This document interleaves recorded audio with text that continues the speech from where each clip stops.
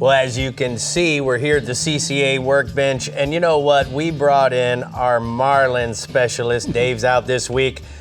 Dr. Guy Harvey. You know, Guy, a lot of people don't know this, but you really became infatuated with the blue marlin, or marlin in general, at a very young age. I did. I'm sorry Dave isn't here, to be honest with you. Worked with him for years. Anyway, point being, we're here now. Blue marlin fishing in the 60s and 70s was all using dead bait growing up in Jamaica. Techniques have changed so much in the last few decades, you know, lures, high speed, etc. So let's get into it. All right, so you know what? Back in the day, you guys were using J hooks. Not a good thing for the fish. On dead bait, because we wanted to kill every single fish, and in those days we landed all the fish. Right. Nowadays it's all changed. And so now we go to big circle hooks. The reason why?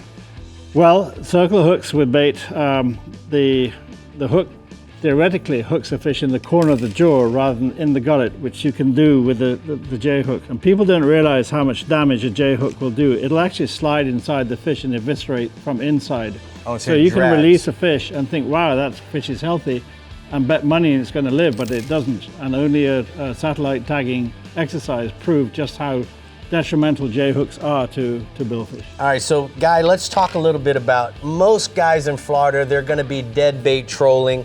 You've done a cool little artwork there for us. Let's talk a little bit about how we're going to set the boat up. Sure.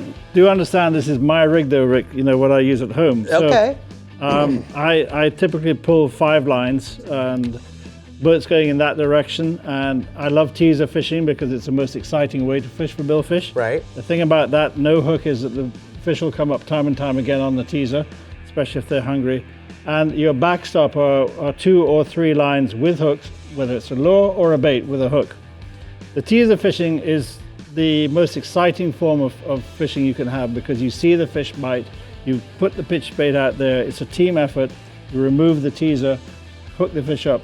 What a lot of people don't realize is how quickly you can actually put drag on that fish. So let's roll the video of some underwater, and tell me what you guys learned by filming this underwater here. We did this with Skip Smith and the fads off Costa Rica, specifically to learn how fast blue marlin eat the bait. Here we got one Cadillacing along, waiting for the bait to come along. And in a minute, you'll see we use little bonitas, or there we go, bang, he's got a tuna in his mouth, stops swimming, head up, puffs and swallows it. Got another one there. So he ate 2 baits within 3 seconds there.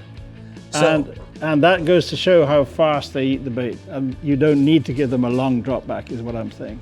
Yeah. And I think that's a good point. Come back on over here. Yeah. You know, I think what we really need to understand, guys, the drop back is because the fish, you said, stops and the boat is pulling away, correct? Well, the line coming off your reel is because the boat is pulling away from the fish. They all stop, all species of marlin and sailfish. They stop, head up position, they chew for a brief second.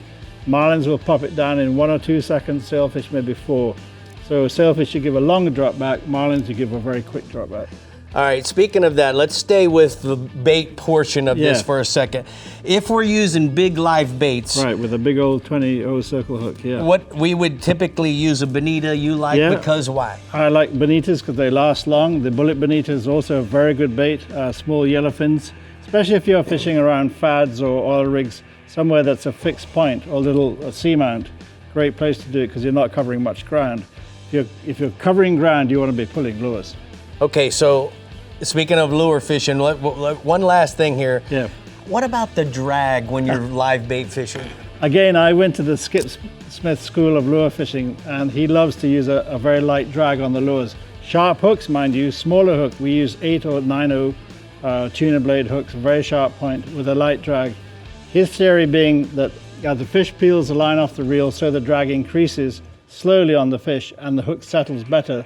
If you have a heavy drag like 15, 20, 30 pounds, you might just rip that hook clean out of the fish's mouth. Okay. And it's spooked. It's not coming back. Now, what about a guy that doesn't have bait? He wants to be trolling lures. What should we do there, Guy? Well, trolling lures with J hooks is fine. Just rig them properly. Use a smaller lure at the back of your spread, bigger lures closer to the boat. The fish, the marlin, are attracted to the wake. They love the boat. They come in to see what's going on. In the open ocean, white water or foam signifies a feeding event for them, so they're naturally attracted to the boat, and we've proven that without lures in the water too, under the hooker. So the other part is that if you're going to use a bait, use the right size of hook. You know, if you're going to use a ballyhoo, use a little circle hook like that, probably an 8/0.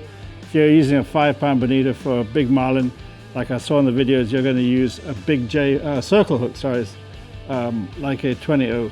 The other point about not overfeeding the fish is that when they jump and they throw up the bait, the circle hook doesn't have a chance to catch in the corner of the jaw, so the whole lot comes out at once. Right. If you've overfed it, it's gone to his stomach. So you want to give him a short drop back, bing, got him on, off you go. All right, there's a lot of science going on over here at the Rigs and Techniques. We have a lot more to talk about. A little bit later, you're going to be talking about some science that we have with the foundation. But Bree, we got to go to another region. Where are we headed?